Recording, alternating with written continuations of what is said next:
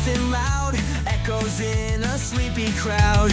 Pizza boxes, drinks in hand, telling tales, oh isn't it grand? Every moment a snapshot frame, wild adventures were all the same. From school halls to I mean, the red light's on. Yeah, I want to hear a story. Tell me a story. Okay. Right, so give me an afterthoughts. With Ken. With Ken. Yeah, no, we're ready to go. This is the part where you talk. Yeah, when we're both looking at you, it's your turn. Here's a dotted line beer story. So when I lived in London, I lived with my roommate was from Northern Ireland. He's from What's his name? Bangor. Seamus? Graham Farrell. Graham. Oh, he's a listener. Ah, He's a listener. that's a good lad. Yeah. Anyway, but he was a Protestant Northern Irishman, and everyone that I sold Guinness to and Beamish and different things like that were all kind of on the other side of the Troubles. Okay. In Northern Ireland. So the conflict in Northern Ireland, kind of Catholic versus Protestant piece. So anyway, his mom was very much involved in some of the healing process after the Good Friday Agreement on the Protestant side. And in fact, her first husband before she married Graham's father was killed by the IRA.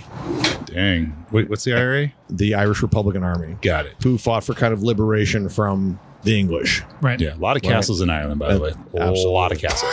Absolutely. Yeah. Okay. And so No, the North was given up in a negotiation piece years ago, and I don't know all of it, but anyway, so I had this side where a lot of my good friends here in the States who ran bars were on the Catholic side of it, and I'm not a religious person, but this is just the piece of the conflict. Yeah, big hats. So anyway, a friend of mine who ran an Irish bar here in town, he had a fundraiser for the Irish American Club or the Irish American Foundation. I can't remember what it was now at this point, but he had Jerry Adams, who was the head of Sinn Féin and kind of notorious member of the IRA. It's a big fucking deal. Did a meeting, had a banquet here, and threw beer because I was selling at the time Beamish cans to my Irish customers. He hosted Jerry Adams here, and at the time Jerry Adams was a big part of the peace process with Tony Blair. But the fact of the matter is, I met him and I shook his hand, and he was a global figure at that point. And it's something that if someone ever says, "Tell me something I don't know about you," I'll be like, "I met Jerry Adams and I shook his hand." Right. And it's just something now. I guess it's a tribute to the peace process that his name is kind of now just a footnote in history. But at the time, it was a big deal. I mean, because you had the maize protests, you've had all kinds of different things. And that history was quite volatile. Mm-hmm. And I've had friends that are on both sides of that, that conversation that are English or Irish. And that was something that it just kind of blew me away that I was in that situation. And I've never told my friend who's Protestant Northern Irishman. I never told him. Until now. Until now, avid listener. Avid listener. Yeah, He's checking in from Hong Kong on the thread. But one of dozens. No, it was something that I really learned a lot about when I was living in England and selling beer was, kind of what this meant to people. I'm like, I would complain like, why are there no trash cans in central London? And the guy's like, because the IRA, and one of my teammates was like, because the IRA liked to put bombs in them. Jeez Louise. So I'm glad that piece of past, that piece has lasted and has kind of faded. 9/11 kind of put an end to some of that because they're like, we can't really, I think some of that, and I'm not versed up enough to know about it, but I have friends that still were part of the conflict when it was something. That's crazy. And it was a real thing. So like when I talk about Graham's mom's first husband being killed by the IRA, he took the same road home twice. And it's crazy. So these are some little things like that. But so I met Jerry Adams. I mean, he was nice to me, but it's kind of like I met a guy who also catered Saddam Hussein's birthday party and said he wasn't a bad guy. Right. I'm like, that's a different story. We'll talk about another one. But yeah. But anyway, this other guy, I don't know, but I heard he's kind of a dick too. He's in charge. Yeah. Different guy. Exactly. Oh. Yeah. What? Anyway, so that's just a side note. It's just something that just kind of really caught me. I just couldn't believe I was in that scenario looking at someone just like I'm looking at you, talking to him. And listen to his version of things. But to his credit, though he may have been a trigger man or had people kill somebody, he was also part of the peace process to bring peace to Northern Ireland. Right. That's crazy. Firm handshake? Yeah. Yeah. It's been a while, but yeah.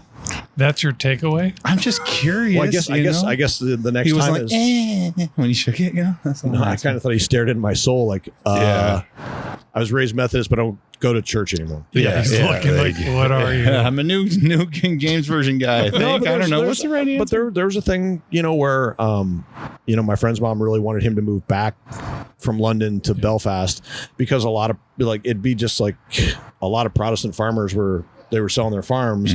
And they would specifically try to sell them to Protestant families where the Catholic families are trying to buy it up. There's so much. I'm skipping. I'm glossing over a lot of things here, and there's a lot to it. And I'm not a theologian or any of these things, but it was really to see someone that at that time was a world leader who'd been negotiating with Bill Clinton and Tony Blair to bring peace when they had, there were hostage releases on both sides just 2 years prior.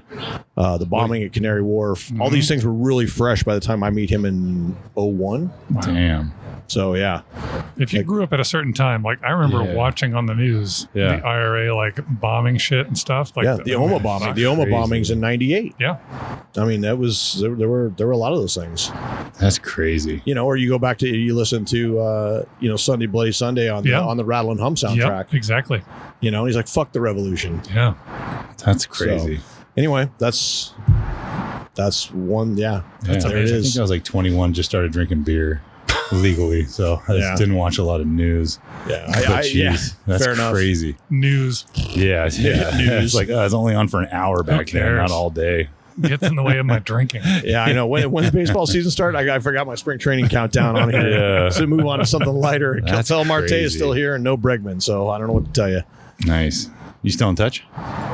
No, With the leader of Sinn Féin. No, I don't think we were so. ever really in touch, but I did see him speak at the Stockyards, and I am still friends with my good friend Graham Farrell on the Protestant side of things, and then Seamus McCaffrey and I are also good friends. Classic. Shout out to Seamus. Graham. Yeah. Right. Yeah. Big Thanks, listener. man. Yeah. Just hit all your Hong Kong listeners tonight. Yeah, we haven't worked on translation yet. I think we so- have No, one. he Do we? speaks Yeah. English. He just lives in Hong Kong, so I'm just telling Oh shit! You know, well, you, it might spread around. Right. Anyway, guys, Yeah. this has been great. I really Yeah. appreciate it. So thanks again. Yeah, good talk. Thanks, Ken.